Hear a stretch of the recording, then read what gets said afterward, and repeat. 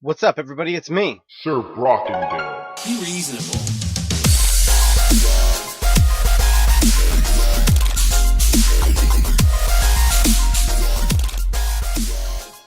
What's up, everybody? Sir Brockendale here. Tonight I'm going to go over a barch dark elixir strategy.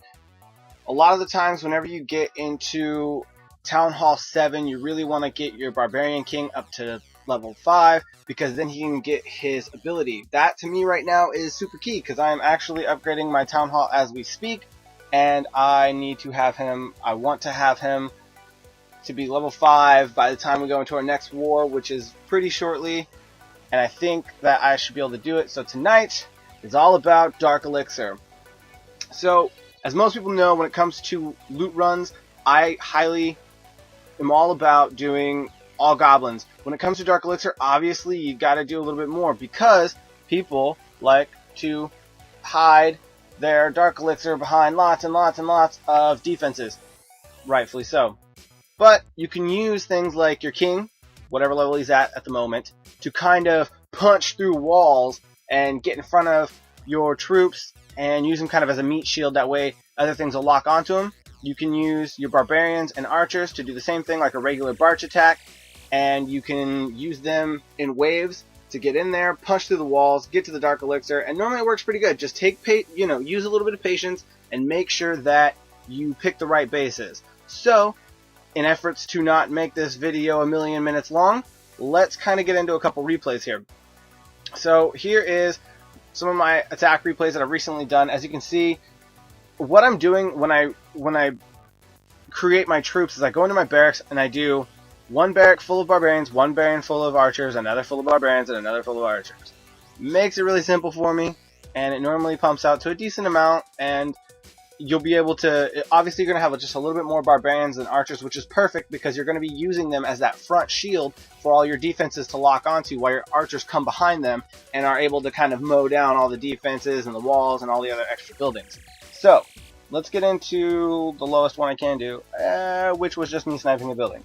Okay, so as you're doing this, obviously you might be dumping a couple trophies, so I highly recommend just while you're building troops, take out a couple of your archers, roll through, find an exposed town hall, snipe the town hall, which honestly is pretty good for those people because they have that exposed town hall for a reason. Normally they want that shield, so technically you're kind of doing them a favor. So, as you can see, the strategy thus far tonight has, netted me quite a bit of dark elixir, and I'm still pushing, and I will be getting there shortly. So let's start with this one where my king clutched the 1-star. I'm trying to hang on to trophies as I go, just that way I don't dump too low. I'm sitting in silver 2 right now, which has been actually doing pretty well for me. Normally I like farming dark elixir in gold 3, gold 2. That's going to be where they're going to have a little bit more dark elixir, but the defenses get so much more tough, and it just becomes kind of a pain in the butt. So this is what I've been doing. Let's check it out. Alright, so here we are. First things first, I'm the realist. Yeah, that just happened. So what's happening is I have this dark elixir sitting right here. I honestly think it's a great position, and it's kind of pushed out to the side. There's not too much guarding it. Things that you want to take into consideration right here before, as it's firing at my face, is you want to take out your splash damage. So I always bring along a couple lightning spells with me, and that'll be able to take care of that problem very easily. You're going to be using your lightning spells to take out what I like to normally take out the nearest mortar. That's going to be problematic for me. In this case, it's the one that's shooting at me right now. The wizard tower is also going to be a pain in the butt, but the fact of the matter is the wizard tower doesn't have a long range on it, so it's not as problematic because your archers can kind of stand back and shoot at it while your barbarians get tanked out by the wizard tower. So normally I don't worry about that too much, but I do want to get rid of a problematic mortar. So in this case, I chose this one. And I send in my barbarians first. The reason I'm doing that is because they are meat shields. I want everything to get kind of distracted on them. As I do that, I come in, I take out the mortar, and really I'm not even worried about the clan castle. The clan castle does end up having some troops in it. They proved to not be very problematic. I wasn't too worried about it. That was me messing up and accidentally doing that, but how cool did that look? It looked like my barbarians were summoned by Zeus. That was badass. Maybe I should just do that on purpose from now on. So I slipped a potion, but that wasn't a big deal. I rolled in, with my archers, bringing in the barbarians up front, shooting them up front, shooting them front, and I'm just rushing this area, and I want to overwhelm the defenses. That way they can't really take me out. I bring in these barbarians, and I try and make sure that I'm pinpointing onto the dark elixir. When this happens, clan castle troops come out because my barbarians ran off to the side, so it wasn't a big deal because I was already there. However, I realized I have 51 more dark elixir to go, and I was like, you know what? I want it. I'm going to take it. And I noticed that I was sitting over here. So same thing, I come in here, throw in my barbarians first, throw in some archers behind it, get them all distracted, start moving. Obviously I got some splash damage over here, but I just want that dang dark elixir. They lock on to all these troops. I'm able to overwhelm their clan castle troops, move in here, take out the dark elixir. It was a pretty good run. And then I wanted to not lose my trophy count, and I wanted to stay up. So, like a boss, my king, Brutus, comes in and clutches the bottom there, and we roll out with a 1 star, which is totally good by me. By the way, I named my king Brutus, because he's Brutus, the drunk, dumb king. Alright, so now, for another replay, let's go ahead and check out, let's check logs. Let's check out this. You can go through with some really simple ones where you don't need your king, where you don't need potions and spells and whatnot. You can just roll in and take in 250 dark elixir like this one here. Oops, let's not share it.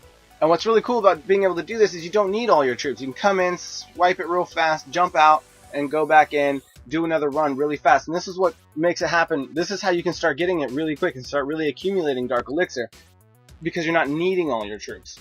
So the benefit here is obviously that this dark elixir storage is just hanging out here on the side. He has his dark elixir collector sitting right there. Obviously it's going to be a piece of cake to come in and get that. And this is why I say be patient. Make sure that you feel free to hit that skip button. Even if you see a tempting base, don't stop at every base to try and pick up dark elixir. Find the base that works and then pick it up, and whenever you know that you can obviously grab it. Because you don't want to sit there and waste a whole bunch of troops, wait 40 minutes for your king to heal up, and then it just kind of becomes kind of a pain in the butt.